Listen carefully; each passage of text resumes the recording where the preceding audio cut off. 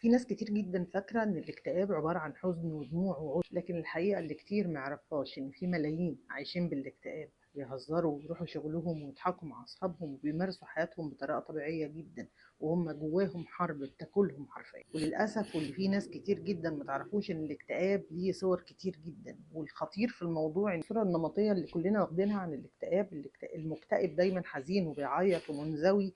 الاخطر منه والجزء اللي كلنا تقريبا ما نعرفوش ان في نوع من الاكتئاب اسمه الاكتئاب الضاحك.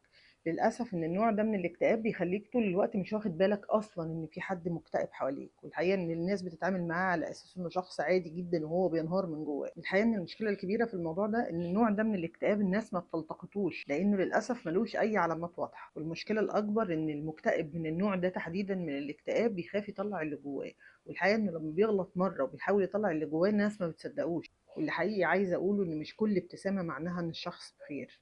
يمكن اللي بيضحك قدامك دلوقتي أكتر حد محتاج منك كلمة تدعمه، ويمكن كلمتك أنت اللي تنقذه من النار اللي جواه.